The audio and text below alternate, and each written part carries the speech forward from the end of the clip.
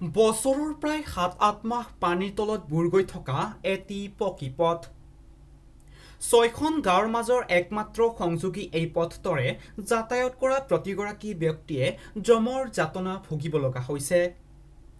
বৰপেটা চহৰৰ পৰা মাত্ৰ ৬ কিলোমিটাৰ নিলগত থকা থাকালিয়াপাৰা গাঁৱৰ PWD বিভাগৰ এই পথটো বছৰৰ প্ৰায় ৭-৮ মাহ কৃত্ৰিম বানপানীৰ কবলত পৰে।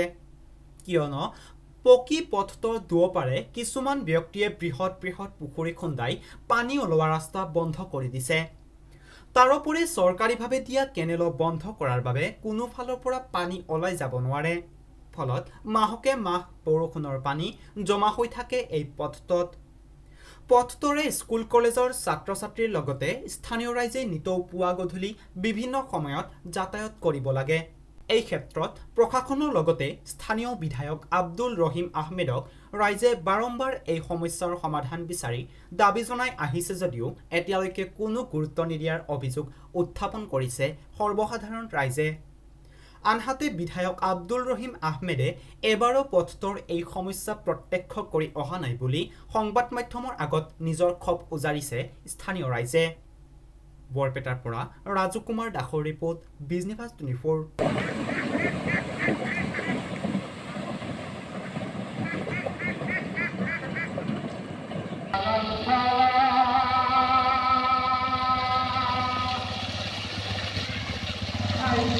সমস্যা মানে এইটো হল আমাৰ কাজিৰ মিলৰ পৰা কয়, এইটো দত্তগুজি চক হয়। দত্তগুজি চকৰ পৰা খন্দকাৰ পৰা বাজাৰলৈ যোৱা ৰাস্তাটো, এইটো ৰাস্তাটোৰ নাম এইটো। আৰু ইয়াতে আমাৰ 954 নং দক্ষিণ ঢাকালীপাৰা LP স্কুল যিটো আছে, তাৰ পৰা আমাৰ এইখিনি এটা মছজিদ আছে, ইয়াৰ আমাৰ ঢাকালীপাৰা এটা মছজিদ আছে, মছজিদলৈকে এইখিনি জাগা আৰু ইয়াৰ পৰা দক্ষিণ ফালে যিখিনি জাগা আছে আৰু এটা ৰাস্তা, এই দুটা ৰাস্তাত মানে বছৰেকত বানপানী নহয়, খালি বৰষুণ হলেই এই পানীখিনি ইয়াতে জমা হৈ থাকে। তাৰ কাৰণে স্কুলৰ ল'ৰা ছোৱালীৰ পৰা আৰম্ভ কৰি আমি জমৰ যাতনা ভুগি আছো। বহুত দিন ধৰি সমস্যা হৈ আছে। এই সমস্যাখিনি সমাধান কৰাৰ কাৰণে আমি জিলা প্ৰশাসনক কেইবাবাৰ আমি আপত্তি কৰিছিলো, কিন্তু বিগত সময়ত হয়তো আমাৰ কাৰণে হোৱা নাই।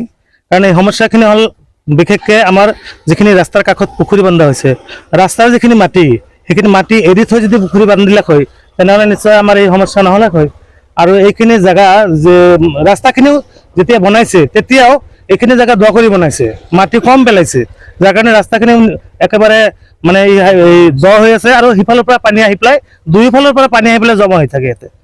আৰু ইয়াতে হেৰি কি কয়, যিটো আগত এটা হেৰি আছিল আমাৰ কেনেল আছিল, কেনেল মানে আচলতে পকী কেনেল নহয়, খাল আছিল। সেইটো আছিল আমাৰ মানুহে খন্দা নহয়, সেইটো হেৰি আমাৰ গভৰ্ণমেণ্টৰ ফালৰ পৰা আছিল। এইটো খাচমাটি হয়, কিন্তু সেইখিনি মাটিও ইতিমধ্যে ধৰক আমাৰ ৰাইজৰ কাৰণে হৈছে। ৰাইজে হয়তো কোনোবাই ঘৰ বনাইছে, হয়তো কোনোবাই ৰাস্তা বনাইছে, মেইন ৰাস্তালৈ উঠাৰ কাৰণে, তাৰ কাৰণে ৰাস্তাখিনি বন্ধ হৈ আছে, বিশেষকৈ পুখুৰীৰ কাৰণে বন্ধ হৈ আছে। বছৰেকত মোটামুটি ধৰক 7-8 মাহ পানী জমা হৈ থাকে। 3 দিন বা 4 দিন যদি ৰ'দ দিয়ে, অলপ পানী টানি অহাৰ পাছত আকৌ যদি অলপ বৰষুণ হয় আকৌ জমা হৈ থাকে। ইয়াতে মোটামুটি ধৰক আপুনি একেবাৰে বৰপেটাৰ হৰিপুকৰ পৰা মানুহ এই ৰাস্তাতে বিকল্প ৰাস্তা হিচাপে, আমাৰ মেইন ৰাস্তাৰ বিকল্প ৰাস্তা হিচাপে ব্যৱহাৰ কৰে। আৰু বিশেষকৈ আমাৰ ইয়াতে 7-8খন গাঁও, ইয়াৰ ৰাস্তা আৰু নাইয়ে, এইটোৱে মেইন ৰাস্তা। স্কুল আছে, ঢাকালীপাৰা হায়াৰ ছেকেণ্ডেৰী স্কুল আছে, মই তাৰে শিক্ষক হয়। কলেজ আছে, ইয়াতে বিভিন্ন স্কুল আছে। আজি ধৰক এই ঈদৰ আগৰ পৰা, গৰম বন্ধৰ আগৰ 1 মাহৰ পৰা আগৰ পৰা ইয়াতে পানী জমা হৈ আছে। বৰ্তমানলৈকে পানী জমা হৈ আছে। এতিয়া 2-3 দিন পাছত স্কুল খুলিব, এই স্কুল খোলাৰ সময়ত এনেকুৱা সমস্যা হৈ থাকিব। ল'ৰা ছোৱালী পৰীক্ষাৰ কাৰণে, সেই পৰীক্ষাৰ সময়তো বানপানী আছিল, তথাপি কেনেকুৱা ৰাস্তা, মই নিজে শিক্ষক, মই গামোচা পিন্ধি ইয়াতে গৈছো, স্কুলত যে গৈ পেলাই কাপোৰ পিন্ধি দিছে, এনেকুৱা অৱস্থা। পৰীক্ষা পিছুৱাই দিয়া হৈছে বানপানীৰ কাৰণে।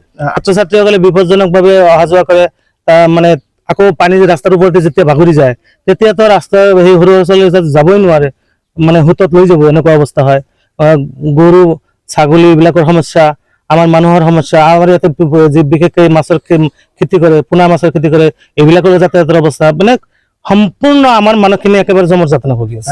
PWD আণ্ডাৰত পৰে ৰাস্তাটো। মেডিকেলৰ মানে এটা ৰাস্তাত যাবই নোৱাৰে, আপুনি সেই গাড়ীটো নানামেই, গতিকে আৰু মেডিকেলত যোৱাৰ কাৰণেতো অসুবিধাই, এইটো হয়তো মানে আমি দাঙি লৈ যাব লাগিব, এনেকুৱা অৱস্থা হয়। আমি বিচাৰিছো যাতে গভৰ্ণমেণ্টে আমাৰ এই পুখুৰীৰ যিটো ৰাস্তাৰ যিটো কাষটো যদি মুকলি কৰি দিয়ে, আৰু সেই খালটো যদি আমাৰ হেৰি কৰি দিয়ে, মানে মুকলি কৰি দিয়ে, নিশ্চয় আমাৰ সমস্যাটো সমাধান হ'ব। আৰু ৰাস্তাটো অলপ ইয়াতে যিখিনি দ আছে ৰাস্তাটো অলপ ওখ কৰি দিলে আমাৰ এই সমস্যাখিনি সমাধান হ'ব।